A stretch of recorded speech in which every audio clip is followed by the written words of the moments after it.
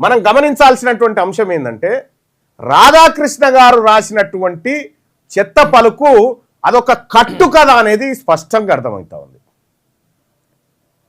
రాధాకృష్ణ గారు రేవంత్ రెడ్డి గారికి గోపిక రూపంలో దర్శనమిస్తా ఉంది. నేనున్న బావా అన్నట్టుగా రేవంత్ రెడ్డి గారు మళ్ళా వచ్చేమంటాడు, మా మంత్రుల మధ్య విభేదాలు పెట్టొద్దు, మీ మీడియా ఛానళ్ళ మధ్య ఏదైనా గొడవ ఉంటే మీరు చూసుకోరు. వాహ్, ఏమి డ్రామాలు రేవంత్ రెడ్డి గారు. మీ ఇప్పుడు సురభి నాట్య మండలి, శ్రీ వెంకటేశ్వర నాట్యం ఏం పనికిరావు నీ డ్రామాల ముంగట. అసలు ఏందయ్యా ఈ స్టేట్మెంట్ వెనకాలన్న కథ ఏంది? ఇది పక్కా ఎన్టీవీ వాటాల పంచాయతీ. అది నైని బొగ్గు గనులు, అది ఆ క్లియరా కాదా అనేది చూద్దాం. ఫస్ట్ ఈయన కథ చూద్దాం, రాధాకృష్ణ గారి కథ చూద్దాం. ఎందుకు రాధాకృష్ణ గారు ఆ వార్త రాసిండు, ఎందుకు మేడారంలో ఇది పెట్టిర్రు, ఎందుకు డిప్యూటీ సీఎం బట్టి విక్రమార్క గారిని టార్గెట్ చేసిర్రు, ఈ గుంపంతా ఎందుకు టార్గెట్ చేసిందంటే ఇవాళ 9:30కు మరి కాసేపట్లో ముఖ్యమంత్రి రేవంత్ రెడ్డి గారు దావోస్ పర్యటనకు పోతా ఉన్నాడు స్విట్జర్లాండ్. 25 తారీఖు నుంచి మళ్ళీ 31 తారీఖు దాకా మళ్ళీ వేరే కంట్రీలో ఓ కోర్సు చదువుకోవడానికి పోతుంది, సర్టిఫికేట్ కోర్సు. 4 రోజులు. ఎన్ని రోజులు అవుతుంది మొత్తం? ఇవాళ ఎన్ని తారీఖే? ఇవాళ 19 నుంచి అంటే దాదాపు 11 రోజుల పర్యటనకు పోతుంది. ఈ 11 రోజుల పర్యటన వచ్చే వరకాలు ఈడేవడన్నా పీఠముడ వీక్తి ఎట్లా? అందుకే రేవంత్ రెడ్డి గారు విదేశీ పర్యటనకు పోయినప్పుడల్లా మీరు చెక్ చేసుకోర్రి, ఎమ్మెల్యేలకు శిక్షణా తరగతులన్నా పెడతాడు, లేకపోతే ఎమ్మెల్యేలకు ఒక స్పెసిఫిక్ ప్రోగ్రామ్ అప్ప చెప్తాడు. ఇటు ఆ 2 వర్కౌట్ అయిపోయినాయి. 2 సార్లు పోయినప్పుడు చేసిన 3వసారి మంత్రుల మధ్యలో పంచాయతీ పెడితే మంత్రుల పైన ఆరోపణల నిందలు వేసి నిమ్మలంగా పోయి రావచ్చు అనేది ఈయన దావోస్ పర్యటన, ఈయన స్విట్జర్లాండ్ పర్యటన, దీని అంతల వెనకాల ఇది కథ. రాధాకృష్ణ రాసిన దాంట్లో ఎంతిక మందం కూడా నిజం లేదు. ఇది నేను చెప్తలేను, చాట్ జీపీటీ చెప్పింది. రాధాకృష్ణ కథనాన్ని చాట్ జీపీటీకి ఇచ్చి దీని సంగతి ఏందమ్మా చూడు అని అడిగితే చాట్ జీపీటీ రాధాకృష్ణ బట్టలు కూడా తీసింది, ఆంధ్రజ్యోతి బట్టలు కూడా తీసింది. చాట్ జీపీటీ రాధాకృష్ణను 10 ప్రశ్నలు అడుగుతా ఉంది. రాధాకృష్ణ గారు సమాధానం చెప్పాలి. చాట్ జీపీటీ అడుగుతుంది రాధాకృష్ణ గారిని 10 ప్రశ్నలు అడుగుతా ఉంది.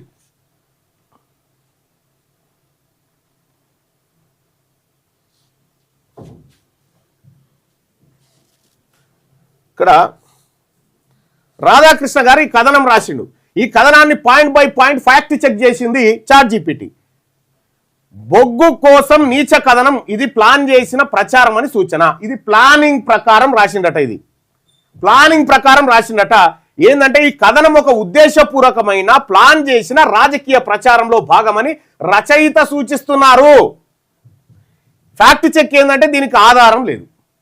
ఈయన రాసిన రాతకు ఆధారం, ఎంటిక మందం ఆధారం కూడా లేదు. ఎందుకు, ఎవరు ప్లాన్ చేశారు, ఎప్పుడు ప్లాన్ చేశారు, ఏ డాక్యుమెంటు, లీకు, రికార్డు, ఆధారం, ఈ 3 ప్రశ్నలకు ఏ ఆధారం లేదు. మరి రాధాకృష్ణ గారు, ఆంధ్రజ్యోతి గారు మీరు చెప్పాలి దీనికి. చాట్ జీపీటీ మీ ఇజ్జత్ తీసి పారేసింది. ఇంకా చాలా ప్రశ్నలు ఉన్నాయి. ఇక్కడ not a fact, only opinion అని పెట్టింది. ఇందులో నిజం లేదు అని పెట్టింది. జస్ట్ అభిప్రాయం చెప్పింది. అభిప్రాయం. ఇది ఒకటి పాయింట్ నెంబర్ 1. పాయింట్ నెంబర్ 2 ఏం చెప్తుందో చూడండి. ఈ కథనాన్ని point by point fact check చేస్తే చాట్ జీపీటీ అంటే ఎవరి చుట్టం కాదు. అది అంతే, ఎవరి చుట్టం కాదు. రాధాకృష్ణకు చుట్టం కాదు, నాకు చుట్టం కాదు, ఈయనకు చుట్టం కాదు, ఎవరికి చుట్టం కాదు. ఎవడు అడిగినా ఇదే చెప్తుంది. ఇక్కడ మీడియా రాజకీయ నేతల మధ్య కుమ్మక్కు ఉందన్న సూచన ఇందులో చేసిరు. మీడియా రాజకీయ నేతల మధ్య కుమ్మక్కు ఉందన్న సూచన ఇందులో చేసిండు ఆయన. ఏంది విషయం అంటే కొన్ని మీడియా సంస్థలు రాజకీయ ప్రయోజనాల కోసం ఇలా రాస్తున్నాయన్న భావన కల్పించిండు. ఫ్యాక్ట్ చెక్ ఏంటంటే సాధారణ వాస్తవం, ఆధారం లేని అన్వయం. ఆధారం లేదు. సాధారణ వాస్తవం అంటే ఈయన రేవంత్ రెడ్డి కోసం పనిచేస్తుంది కదా, అది బయటపడ్డది. వాస్తవం ఏమిటంటే భారతదేశంలో మీడియా రాజకీయ సంబంధాలపై చర్చలు ఉన్నాయి. కొన్ని సందర్భాల్లో మీడియా పక్షపాతం చూపిందని అధ్యయనాలు ఉన్నాయి. కానీ ఈ కథనంలో ఏ మీడియా, ఏ ఎడిటర్, ఏ ఫైనాన్షియల్ లింక్ అనేది లేదు. ఒక్క ఆధారము లేదు. రెండో దానికి కూడా రాధాకృష్ణ రాసిన కొత్త పలుకులో ఒక్క ఆధారం కూడా లేదు. General truth misused for specific allegation. Radhakrishna రాసిన దాంట్లో ఏ ఆధారం లేదు. ఆంధ్రజ్యోతి భాగవతం అంతా బట్టబయలైంది. 3వ పాయింట్ చూద్దాం. ఈ కథనాన్ని point by point fact check చేస్తే పాయింట్ 3, కొన్ని నాయకుల నుండి కథనాలను నడిపిస్తున్నారని భావన. కొంతమంది నాయకులు అంటే బట్టి విక్రమార్క గారు ఎన్టీవీని ఆధారంగా చేసుకొని ఎన్టీవీ ద్వారా ముఖ్యమంత్రి గారి మీద లేకపోతే వెంకటరెడ్డి మీద కుట్ర పన్నుతుండు అనేది ఇంట్లో రాసుకొచ్చింది. క్లెయిమ్ ఏంది, ప్రముఖ రాజకీయ నాయకులు బ్యాక్ డోర్ రాజకీయాలు చేస్తున్నారని ఇంట్లో చేసిండు. వాస్తవం ఏంది అని అంటే ఇది ఊహాగానమే, ఆధారం లేదు, ఊహాగానం. ఎందుకు పేరు చెప్పరు, స్టేట్మెంట్ చూపరు, కాల్ రికార్డులు, మీటింగ్ వివరాలు లేవు. జర్నలిజంలో దీన్ని అలిగేషన్ వితౌట్ అట్రిబ్యూషన్ అంటారు. అలిగేషన్ వితౌట్ అట్రిబ్యూషన్ అంటారు. Verdict not verifiable, not factual అని చెప్పి చాట్ జీపీటీ ఆంధ్రజ్యోతిని పర్రన దింపింది. ఇది రాధాకృష్ణ భాగవతం. అదేమో వాళ్ళదేమో కానీ రాధాకృష్ణ భాగవతం ఎంత బయటపడుతుంది చూడండి. ఇక్కడ 4వ పాయింట్ను చూద్దాం. ఈ కథనాన్ని point by point fact check చేసింది chat GPT, point by point. ఈ కథనం వల్ల ప్రజల్లో విషబీజం నాటుతున్నారన్న ఆరోపణ ఉంది. ఇలాంటి కథనాలు సమాజంలో చీలిక తెస్తాయని రచయిత అభిప్రాయపడ్డారు. ఫ్యాక్ట్ చెక్ ఏంటంటే పాక్షికంగా సరైన అభిప్రాయం. ఎందుకు ఇలాంటి కథనాలు, అలాంటి కథనాలు కాదు, ఇలాంటి కథనాలు. ఎందుకు భావోద్వేగ రాజకీయ కథనాలు పోలరైజేషన్ పెంచుతాయన్నది నిజమే, కానీ ఈ ప్రత్యేక కథనంతో ఎంత ప్రభావం వచ్చిందో డాటా లేదు. Opinion with logical basic not measurable fact. ఇది చాట్ జీపీటీ చెప్తున్నటువంటి లెక్క. ఈ కథనాన్ని point by point fact check చేస్తే పాయింట్ నెంబర్ 5 నిజం బయటపడితే ఎవరికో ఇబ్బంది అన్న భావన అని రాసుకొచ్చింది. నిజం బయటపడితే ఎవరికో ఇబ్బంది అవుతుంది అనేటువంటి భావనతో ఈయన రాసుకొచ్చింది రాధాకృష్ణ. క్లెయిమ్ నిజం దాచిపెడుతున్నారన్న బలమైన సూచన ఆయన చెప్పిండు. ఇది నారేటివ్ ఫ్రేమింగ్ అని చెప్పింది. అంటే ఇది శుద్ధ అబద్ధం, ఇది ఒక పద్ధతి ప్రకారం రాసుకొచ్చింది తప్ప దీంట్లో వాస్తవం లేదని చెప్తుంది. నిజమేంటి అనేది నిర్వచించలేదు. బయటపడిన ఒక్క డాక్యుమెంట్ కూడా లేదు రాధాకృష్ణ దగ్గర. ఏకలేదు, తోకలేదు, ఈకలేదు, ఈ రాసుకొచ్చిండు అనేది చెప్తుంది. ఇది పాఠకుడిలో అనుమానం కలిగించేంత హెటారికల్ టెక్నిక్ అని చెప్పి చెప్తోంది. సైకలాజికల్ ఫ్రేమింగ్ నాట్ ఫ్యాక్ట్ అని చెప్తోంది. రాధాకృష్ణ రాసిన అన్ని పాయింట్లో ఏ ఒక్కటి నిజం లేదనేది చాట్ జీపీటీ బయట పెట్టినటువంటి లెక్క. ఇక 6వ పాయింట్ చూద్దాం.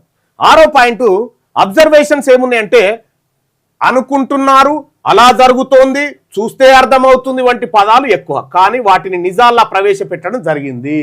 చూసిరా, అనుకుంటున్నారు, అలా జరుగుతోంది, చూస్తే అర్థమవుతుంది అనేటువంటి పదాలు వాడిండు.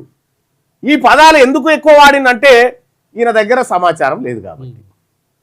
దమ్ముంటే నేను అనుకుంటున్నాను, ఇది నా అభిప్రాయము, ఇలా జరుగుతుంది, నాకు అర్థమైందని రాయాల్సిందే. ఆయన అట్ట రాయలే, మంది మీదకి నూకేసిండు. అనుకుంటున్నారు, అలా జరుగుతోంది, చూస్తే అర్థమవుతుంది వంటి పదాలు ఎక్కువ, కానీ వాటిని నిజాల్లా ప్రవేశపెట్టడం జరిగింది. నిజాలని నమ్మించే ప్రయత్నం చేసిందట Radhakrishna. Violation of news opinion boundaries. ఇగో ఇది ఆంధ్రజ్యోతి కథ. ఇది న్యూస్ రిపోర్ట్ అయితే, ఇది తప్పు కాలం అయితే, ఇది నా అభిప్రాయం అని స్పష్టంగా చెప్పాలి, కానీ చెప్తలేడు. అసలు ఈ వార్త వెనకాల మొత్తం చాట్ జీపీటీ ఏం చెప్తా ఉందంటే తుది ఫ్యాక్ట్ చెక్ సారాంశం మొత్తం ఈ వార్తలో ఉన్నటువంటిది. అంశం ఫలితం, నిర్దిష్ట వాస్తవాలు దాదాపు లేవు, ఆధారాలతో నిరూపణ లేదు, అభిప్రాయాలు చాలా ఎక్కువ, ఈయన సొంత అభిప్రాయం, ఊహాగానాలు ఎక్కువ, జర్నలిజం ప్రమాణాలు పాటించలేదు. తుది తీర్పు ఏంటంటే ఈ కథనం వాస్తవ కథనం కాదు, ఇది రాజకీయ అభిప్రాయ వ్యాసం ప్లస్ భావోద్వేగ ప్రచారం. ఇందులో చెప్పిన విషయాలను నిజాలుగా నమ్మడానికి ఆధారాలు లేవు. అయిపోయానా రాధాకృష్ణ గారు? ఎన్ని రోజులు అంటే రాస్తే నిజమేమన్నా మీరు. ఇప్పుడు చాట్ జీపీటీ ఆర్టిఫిషియల్ ఇంటెలిజెన్స్ వచ్చినాక మీరు ఏం రాస్తున్నారు, ఏం కథ అని చెప్పి మీ భాగవతం అంతా బయటపెట్టే, ఇది నమ్మాలన్నా వద్దంటే నమ్మకూడదని చెప్పింది చాట్ జీపీటీ చెప్పింది. ఆర్టిఫిషియల్ ఇంటెలిజెన్స్ చెప్తా ఉంది. ఇది ఈయన దావోస్ పర్యటన ఒక 10 రోజులు విదేశీ పర్యటన పోతా ఉండు, ఈ లోపు ఎవడన్నా కుర్చీ గుంజగాలని మంత్రుల మీద అబ్బండాలేసి బయటికి పోయే కార్యక్రమంలో ఈయన పాత్రధారుడు అన్నట్టు. ఈయన పాత్రధారుడు, ఈయన సూత్రధారుడు. వాహ్, ఇంకెన్ని రోజులు ఈ డ్రామాలు? ఎవరికి అర్థం కావాలనుకుంటారో ఏమో ఈ డ్రామాలు. ఇది రాధాకృష్ణ భాగవతం బట్టబయలు చేసింది చాట్ జీపీటీ. ఎవరు అడిగినా ఇదే చెప్తుంది. ఈ కథనం సంగతి ఏందని అడిగితే అది అందులో అప్లోడ్ చేసి కథనం సంగతి ఏంటంటే మొత్తం బట్టలు ఇప్పి పారేసింది. చూసిరా, రేవంత్ రెడ్డి గారికి కమ్మా మీడియా, రేవంత్ రెడ్డి గారికి తెలుగుదేశం మీడియా ఎందుకు ఒత్తాసు పలుకుతా ఉంది? అసలు ఈ తెలంగాణ రాష్ట్రంలో కాంగ్రెస్ పార్టీని ఖతం చేయబోతున్నది రేవంత్ రెడ్డి, ఆంధ్రజ్యోతి వీళ్ళంతా కలిసి ఏదైనా కుట్ర బన్నుతా ఉన్నారా అనే డౌట్ రేకెత్తుతా ఉంది.